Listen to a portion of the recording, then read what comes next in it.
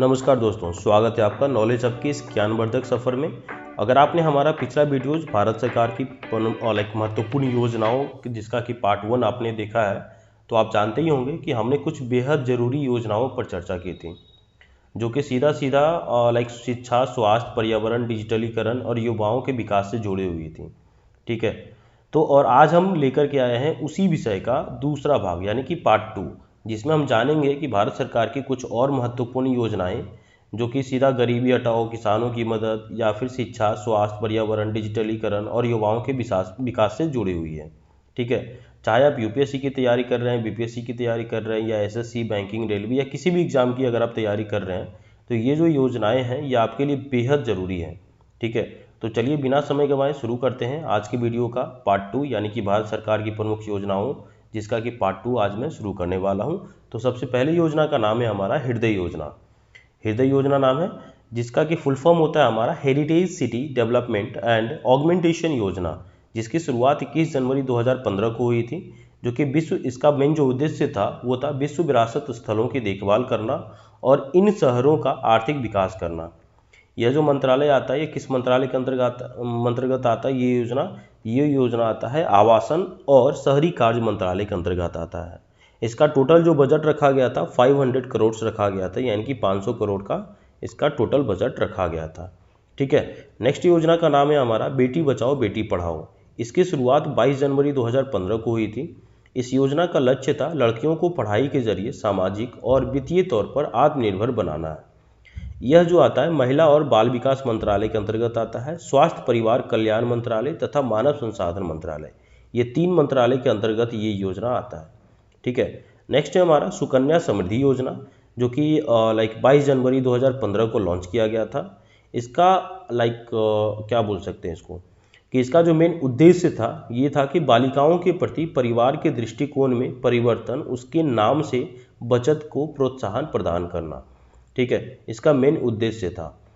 उसके बाद आता है हमारा प्रधानमंत्री मुद्रा योजना। प्रधानमंत्री मुद्रा योजना का शुरुआत 8 अप्रैल 2015 को हुआ था, जिसमें कि छोटे कारोबारियों को 50,000 से लेकर के 10 लाख तक का ऋण प्रोवाइड करना, यानी कि ऋण प्रदान करना इस योजना का मेन उद्देश्य था।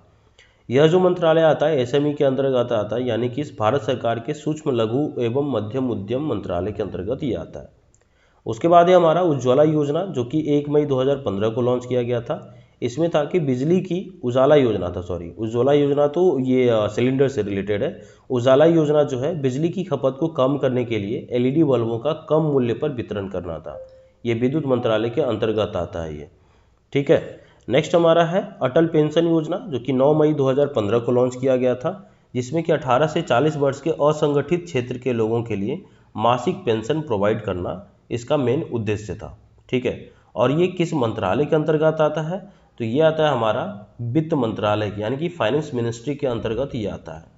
ठीक है, ये किस मंत्रालय के अंतर्गत आता है, तो वित्त मंत्रालय के अंतर्गत आता है, यानी कि फाइनेंस मिनिस्ट्री के अंतर्गत आता है ये। ठीक है, नेक्स्ट हमारा आता है प्रधानमंत्री जीवन ज्योति बीमा योजना। तो प्रधानमंत्री जीवन ज्योति बीमा योजना की शुरुआत जो हुई थी वो हुई थी 9 मई 2015 को। ठीक है, इसमें क्या था कि 18 से 50 वर्ष के लोगों के लिए 2 लाख का जीवन बीमा प्रोवाइड करना, जिसमें कि 330 रुपये सालाना का प्रीमियम था कि 330 रुपये का सालाना अगर आप जमा करते हैं तो आपको जो है 2 लाख रुपए का जीवन बीमा जो है प्रोवाइड किया जाएगा।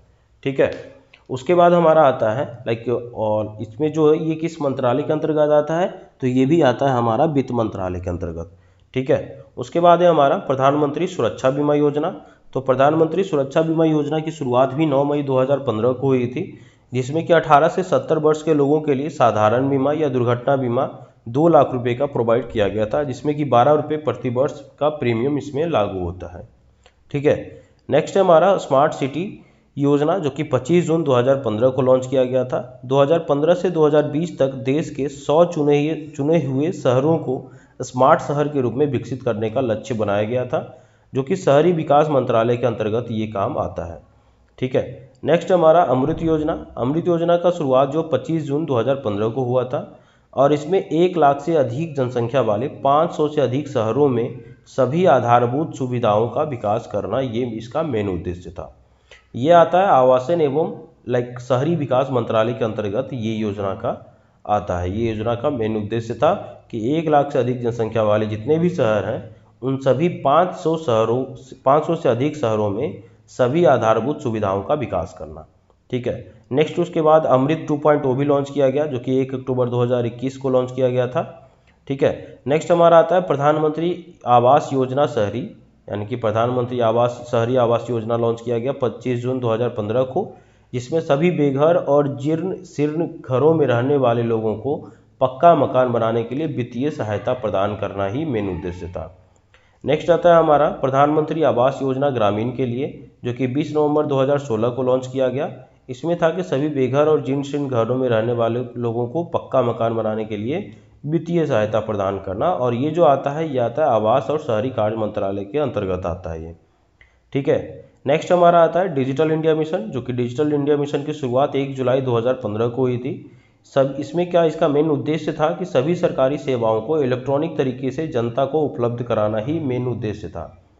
ये जो आता है ये इलेक्ट्रॉनिक और सूचना प्रौद्योगिकी मंत्रालय के अंतर्गत आता है ये। ठीक है। इलेक्ट्रॉनिक्स एंड इंफॉर्मेटिक्स सूचना मंत्रालय, जिससे कि हम लोग बोल सकते हैं इंफॉर्मेशन सेंटर, IT मंत्रालय के अंतर्गत होता है, इंफॉर्मेशन टेक्नोलॉजी जिसे बोलते हैं। ठीक है। ये इस मंत्रालय के अंतर्गत आता है। नेक्स्ट है हमारा स्वर्ण मौद्रीकरण योजना। इसकी शुरुआत 5 नवंबर 2015 को हुई थी। इसका मेन उद्देश्य था कि घरों व अन्य संस्थानों में निष्क्रिय पड़े सोने को उत्पादक कार्यों में लगाना। ये फाइनेंस मिनिस्ट्री के अंतर्गत ये योजना का शुरुआत किया गया था। ठीक है। नेक्स्ट हमारा है उदय योजना, जो कि उदय योजना की शुरुआत 2015 में हुई थी।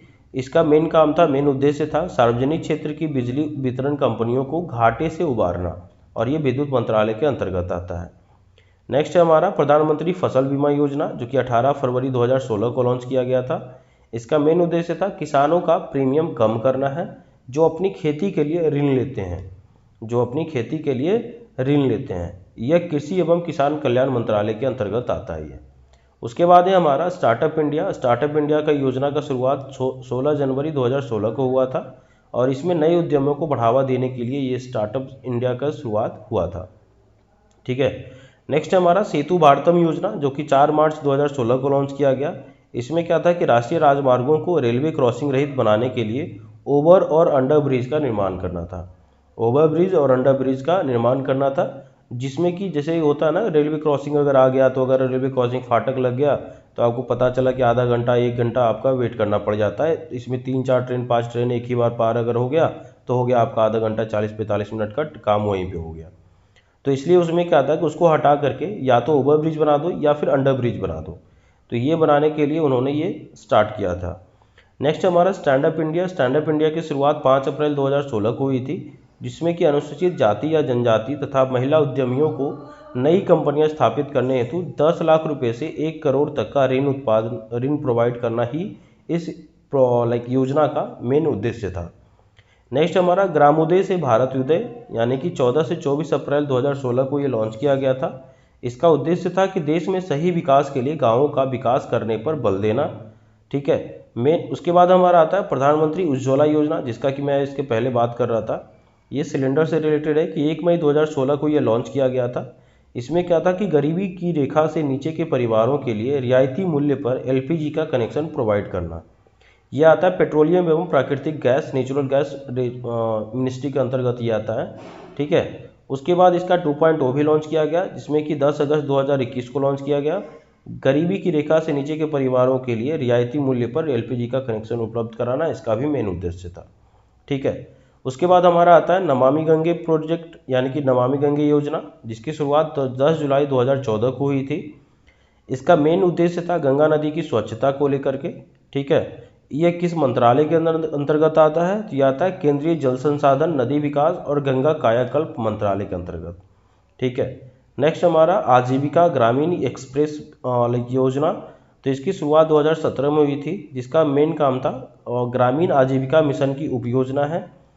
यह जो है ग्रामीण विकास मंत्रालय के अंतर्गत आता है। शुरुआत कब हुई थी, उद्देश्य क्या था, किस मंत्रालय के अंतर्गत आता है, ये सारी चीज़ें मैंने इसमें कवर अप किया। नेक्स्ट है हमारा प्रधानमंत्री सहज बिजली हर घर योजना, सौभाग्य जिसे हम लोग बोल सकते हैं।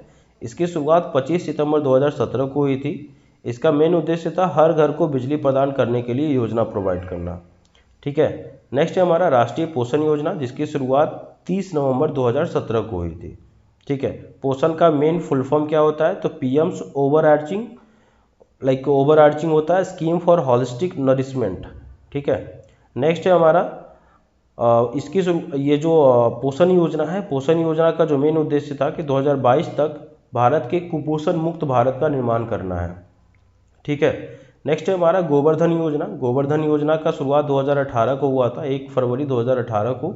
इसका मेन उद्देश्य था कि पशुओं के गोबर और खेतों के ठोस अपशिष्ट पदार्थों को कंपोस्ट, बायोगैस, बायो-सीएनजी में परिवर्तित करना, ये इसका मेन उद्देश्य था।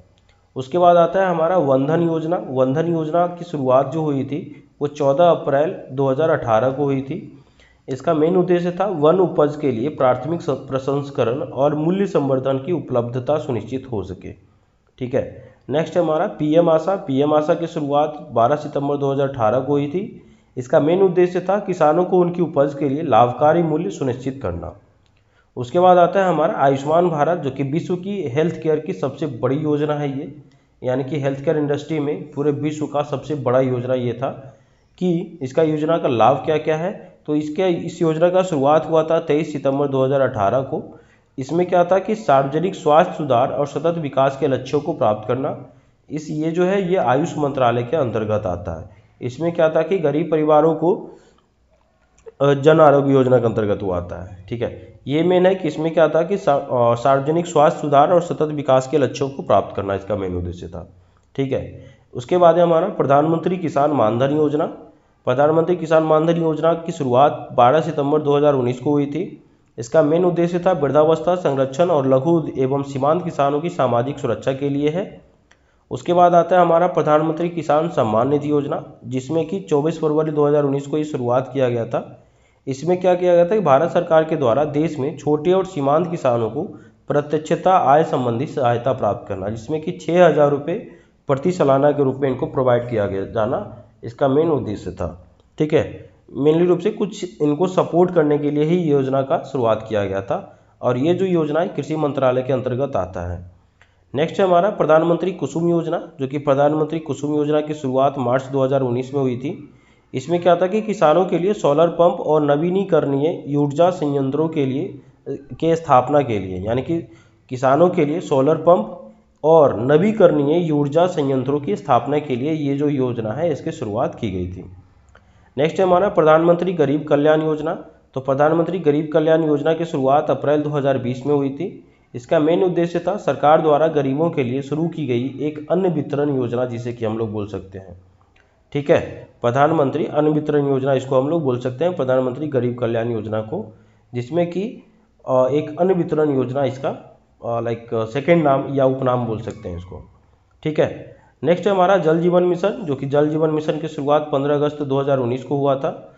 उसका मेन उद्देश्य था ग्रामीण भारत के सभी घरों में 2024 तक व्यक्तिगत घरेलू नल कनेक्शन के माध्यम से जल पहुंचाना, यानी नल कनेक्शन के माध्यम से जल पहुंचाना ही इसका मेन उद्देश्य था 2024 तक सभी घरों में।